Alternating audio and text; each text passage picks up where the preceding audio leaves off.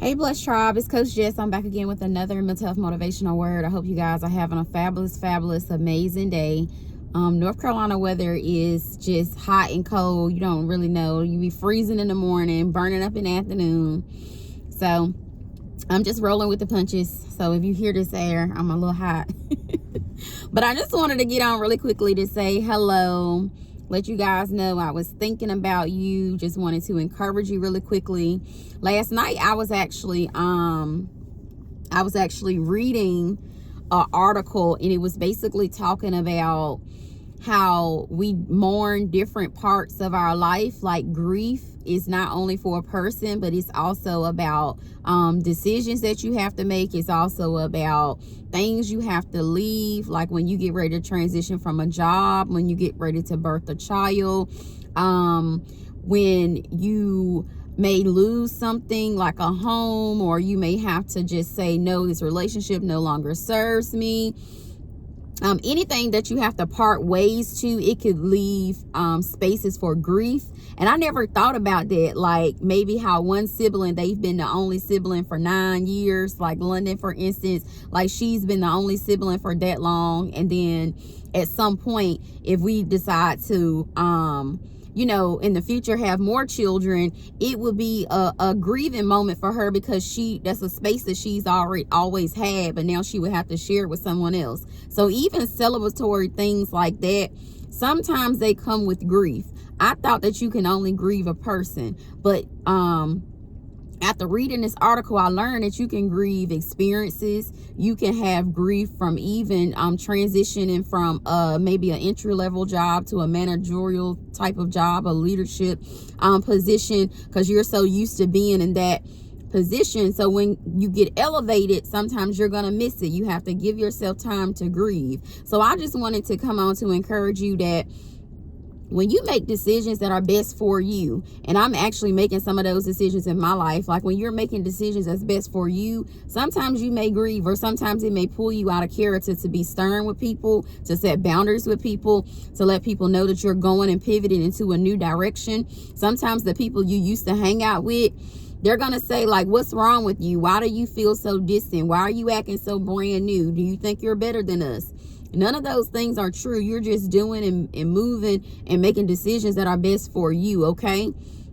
So I just wanted to get on really quickly and just share that with you all, because I felt like it was really good for me to remember some of those times, some of those experiences where I've had to leave jobs, wasn't getting treated right, things, money may not be in place, or just applying for more income so that London and I can have more resources into the home, even like leaving an apartment or relocating from an area to another area that's more rural.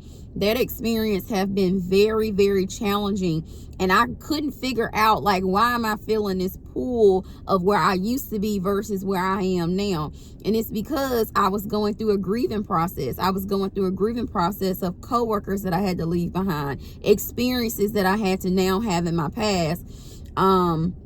Because I had to do what was best for me. Even when you're in long-term relationships, sometimes you have to get your spiritual scissors and you have to cut people out of your life. And it's not because they're bad people. They're just not going where God have you to go. So sometimes you're going to have to make decisions, and you just gonna have to grieve. I remember R.C. Blakes tell us that all the time. Grieve for a temporary period, and then have bliss the rest of your life. Have joy and peace and comfort, and go to your next level. You're gonna have to make some changes. So if you thinking that you're gonna be able to be elevated and still be comfortable, you think you're gonna have to go to your next level of leadership, go to your next level of influence, go to your next level of where you have wealth and abundance and influence, and you're going to be able to stay on the level you're on, that's impossible. Your daddy is saying, get comfortable with being uncomfortable, with allowing yourself to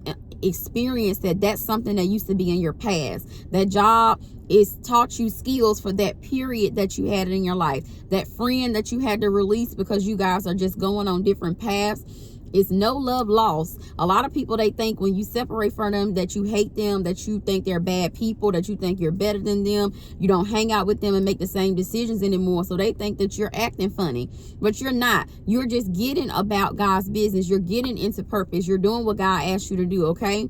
So I wanted to give you a quick experience and a quick knowledge that if you are mourning and grieving an experience or a thing or some action that you had to make or a life event that has altered your life, and sometimes even good things, like when you get a new job, people say congratulations. You purchase a new home, they say congratulations. But you may have that experience where you're like, this isn't a celebratory moment, even though it is for everybody else. It's a grieving moment because I have to leave things behind.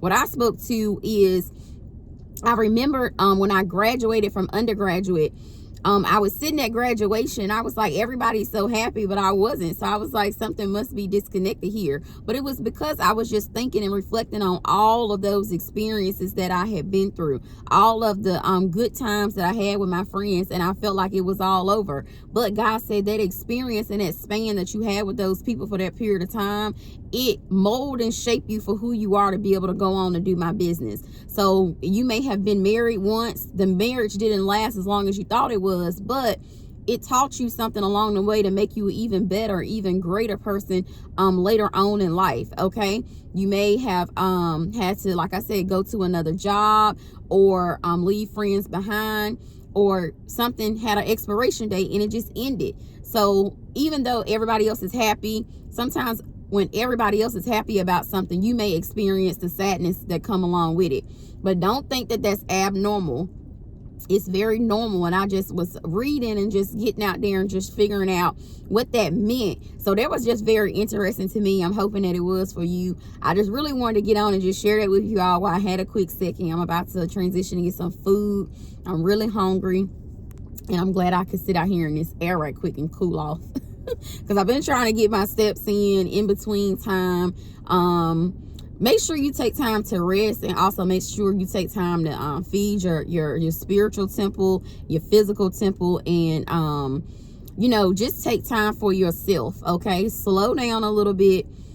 Start reflecting on some of these experiences that I'm talking about, because sometimes you think something is wrong with you, but there's nothing wrong with you. You're just living a human experience. So sometimes you got to be sure that you are taking care of yourself, and that you are appreciating the walk that God has you on. Okay, I love you guys. You guys have a blessed and prosperous day. If you have not invested into a life coaching session, please do that. If you have not subscribed to the channel, please do that as well. Email me if you guys just have questions and topics that you want me to talk about, or if you're just wanting to get together to pray. I'm always willing to pray with you all and encourage you along your journey. Okay, I'm right here with you. I love you. I appreciate you. You have a blessed and prosperous day.